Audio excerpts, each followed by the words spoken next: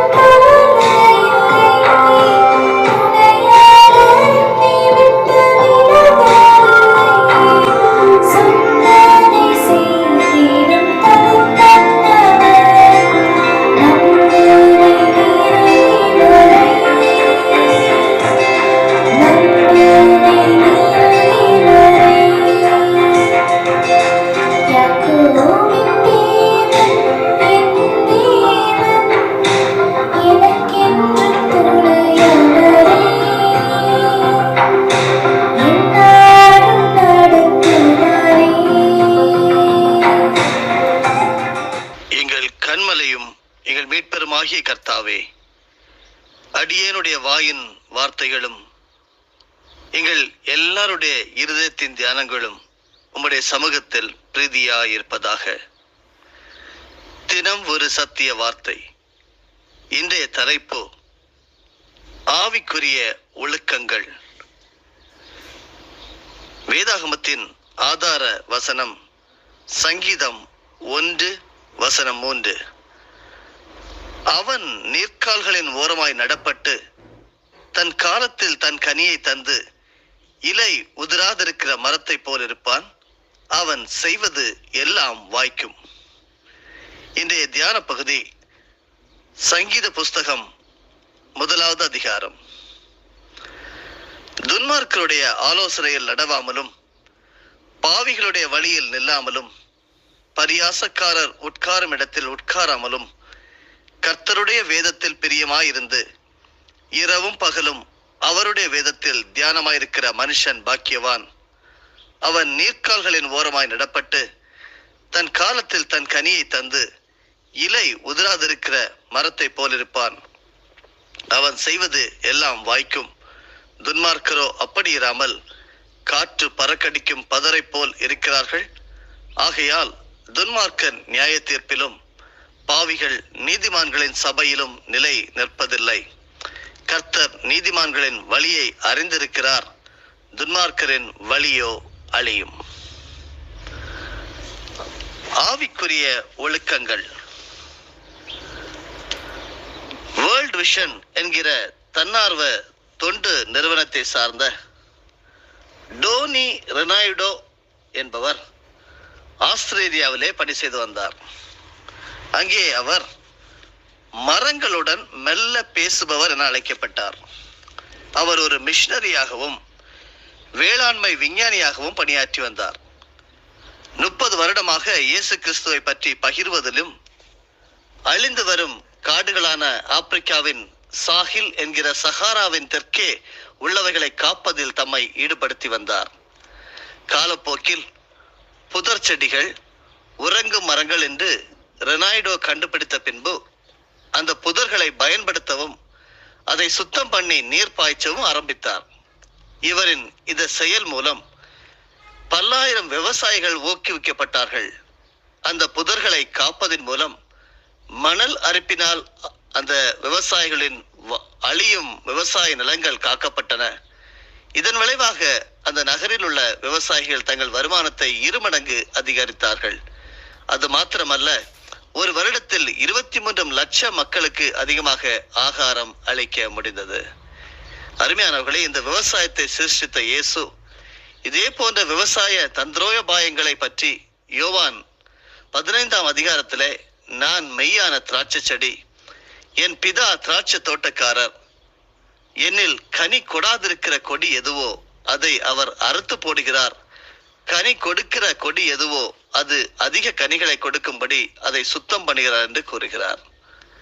கேட்டுக்கொண்டிருக்கிறவர்களே, நீங்கள் ஆண்டவருக்காக கனி கொடுக்கிற கொடிகளாக இருக்கிறீர்களா அல்லது கனி கொடாமல் இருக்கிற கொடிகளாக இருக்கிறீர்களா என்கிறதை நீங்கள் சற்று ஆராய்ந்து பார்க்க வேண்டிய தருணம் இது. நம் ஆத்மா உலர்ந்து போகாதபடி தேவன் அனுதினமும் நம்மை சுத்திகரிக்கிறார் என்பதே உண்மை. வசனம் சொல்லுகிறது போல அவருடைய வேதத்தில் பிரியமாயிருந்து இரவும் பகலும் அவருடைய வேதத்தில் தியானமாயிருந்து அப்படிப்பட்டவன் நீர்க்கால்களின் ஓரமாய் நடப்பட்டு தன்னுடைய காலத்திலேயே தன்னுடைய கனியை தந்து அவன் இலை உதிராது இருக்கிற மரத்தை போல் இருப்பான், அவன் செய்வது எல்லாம் வாய்க்கும் என்று சொல்லி எழுதப்பட்டிருக்கிறது. கேட்டுக்கொண்டிருக்கின்ற பரிசுத்தவான்களே, சகோதரனே சகோதரியே, அவருக்குள் நாம் ஆழமாய் நடப்பட்டால் நம் வாழ்வு புதுப்பிக்கப்பட்டு நிச்சயமாக பசுமையாய் இருக்கும். 1876ஆம் ஆண்டிலே மத்திய இந்தியானாவிலே நிலக்கரிக்காக துளையிடுபவர்கள் நரகத்தின் வாசலை கண்டுபிடித்ததாக நினைத்தனர். வரலாற்று ஆசிரியர் ஜான் பார்லோ மார்டின் 600 அடியின் கீழ் அற்புதமான சத்தங்கள் மத்தியில் தீப்பொறிகள் எழும்பின என்று தெரிவிக்கிறார். அவர்கள் பிசாசின் கூரையை உடைத்திருப்பதாக நினைத்து பயந்து வேகமாக தோண்டிய துளையை மூடிவிட்டு தங்கள் வீட்டிற்கு விரைந்து கொண்டனர். சுரங்க தொழிலாளர்கள் நிச்சயமாக தவறாக புரிந்து கொண்டனர். சில ஆண்டுகளுக்கு பிறகு அவர்கள் மறுபடியும் துளையிட்டு இயற்கை எரிவாயுவினால் பணக்காரர்களாக இருந்திருக்கிறார்கள். அவர்கள் தவறாக புரிந்து கொண்டாலும் நாம் அவர்களை சற்று பொறாமைப்படுகிறவர்களாக இருக்கிறோம். இந்த சுரங்க தொழிலாளர்கள் அவருடைய சொந்த வாழ்க்கையில் அடிக்கடி காணாமல் இருந்த ஆன்மீக உலகத்தின் விழிப்புணர்வோடு இருந்தனர். இயற்கைக்கு அப்பாற்பட்ட மற்றும் இயற்கையும் ஒன்றிணைவது அரிதாக இருக்கிறது என்று நாம் வாழ்வது சுலபமானதாக இருந்தாலும் எபேசியர் 6ஆம் அதிகாரம் வசனம் 12 சொல்கிறது, மாம்சத்தோடும் இரத்தத்தோடும் அல்ல, வான மண்டலங்களில் உள்ள பொல்லாத ஆவிகளோடும் சேனைகளோடும் நமக்கு போராட்டம் உண்டு என்பதை நாம் மறந்துவிடக்கூடாது. அருமையானவர்களே, நம் உலகில் தீமை வெற்றியடைவதை காணும் போது நாம் அதை விட்டுவிடவோ அல்லது சொந்த பலத்தில் போராடவோ முயற்சிக்க கூடாது. ஆனால் நாம் தேவனுடைய சர்வாயுத வர்க்கத்தை தரித்து கொண்டு எதிர்த்து நிற்க வேண்டும். இந்த சர்வாயுத வர்க்கம் என்பது பரிசுத்த வேதாகமத்திலே எபேசியர் 6ஆம் அதிகாரம் வசனங்கள் 13 முதல் 18 வரையிலும் கொடுக்கப்பட்டிருக்கிறது. ஆகையால் தீங்கு நாளிலே அவைகளை நீங்கள் எதிர்க்கவும் சகலத்தையும் செய்து முடித்தவர்களாய் நிற்கவும் திராணி உள்ளவர்கள் ஆகும்படிக்கு தேவனுடைய சர்வாயுத வர்க்கத்தையும் எடுத்துக்கொள்ளுங்கள்.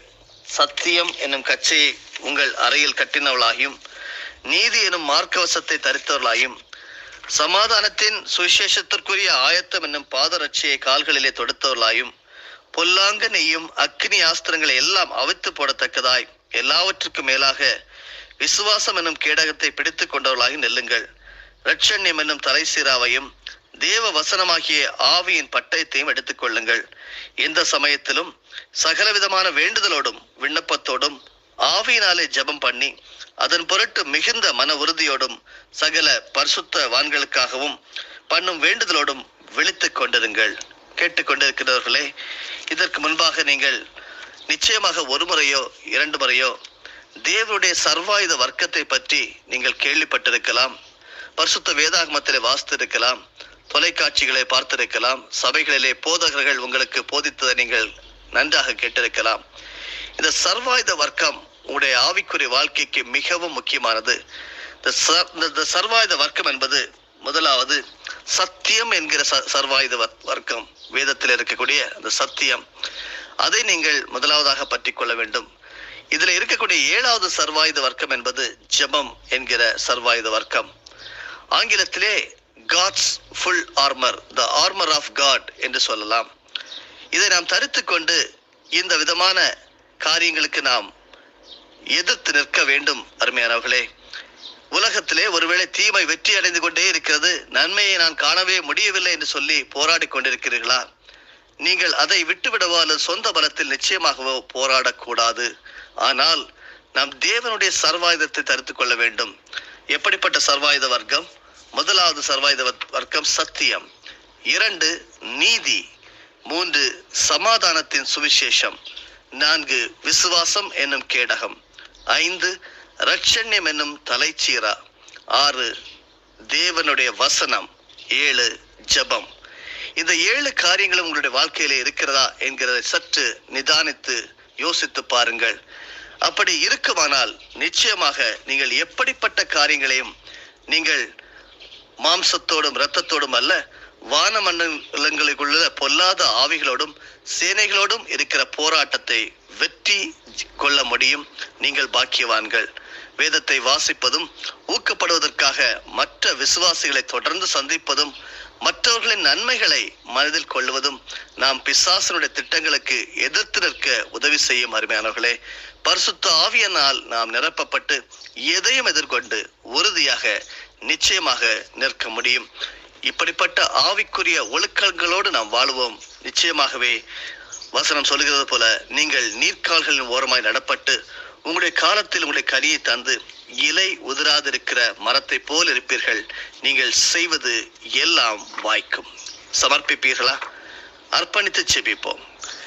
பரிசுத்தமுள்ள நல்ல தந்தையே, இந்த ஆவிக்குரிய உலகின் யதார்த்தத்தை பற்றிய விழிப்புணர்வை நாங்கள் எப்படி வளர்த்து கொள்ள முடியும்?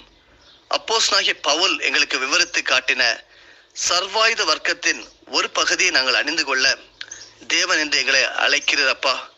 முடியுமானால் எல்லாவற்றையும் இந்த 7 சர்வாயுத வர்க்கத்தை நாங்கள் அணிந்து கொள்ள எங்களை அர்ப்பணித்து செபிக்கிறோம். எங்களுக்கு எப்படிப்பட்ட சர்வாயுத வர்க்கத்தை நாங்கள் எப்பொழுது தெரிந்து கொள்ள வேண்டும் என்று சொல்லி கற்றுத்தர வேண்டுமா செபிக்கிறோம். அப்படி இருக்கும்போது ஆண்டவரே, நீங்கள் எங்களுடைய ஆவிக்குரிய வாழ்க்கையை பண்படுத்தி வருகிறீங்க என்று சொல்லி நீங்க யோவான் 15ஆம் அதிகாரத்தை சொன்னது போல, ஆண்டவரே, கனி கொடுக்கிற கொடி எதுவோ அது அதிக கனிகளை கொடுக்கும்படி நீ சுத்தம் பண்ணுகிறீர் என்று சொல்லுகிறீர். எங்களுடைய வாழ்க்கையிலே அந்த ப்ரூனிங் நடக்கிறது, அந்த சுத்தம் நடக்கிறது. நீங்கள் சுத்தம் பண்ணுகிறீங்க. நாங்கள் அதிக கனிகளை கொடுக்கும்படியாக நாங்கள் நீர்க்கால்களை ஓரமாக நடப்பட்டு எங்களுடைய காலத்திலேயே எங்களுடைய கனிகளை தந்து இலை உதிராதிருக்கிற மரத்தை போல் இருப்போம் என்று சொல்லி விசுவாச அறிக்கை செய்கிறோம். அப்படி செய்து ஆண்டவரே, உமக்காக நாங்கள் வாழ கனிகளை கொடுக்க உதவி செய்வீராக. எல்லா புத்திக்கும் மேலான தேவ சமாதானம் எங்கள் இருதயங்களை காத்துக்கொள்ள கடவுது. இயேசுவின் மூலமே செபிக்கிறோம் நல்ல பிதாவே, ஆமீன். என் ஆத்துமாவே கர்த்தரை ஸ்தோத்தரி, என் முழு உள்ளமே அவருடைய பரிசுத்த நாமத்தை ஸ்தோத்தரி. என் ஆத்துமாவே கர்த்தரை ஸ்தோத்தரி, கர்த்தர் செய்த சகல உபகாரங்களையும் மறவாதே. ஆமேன்.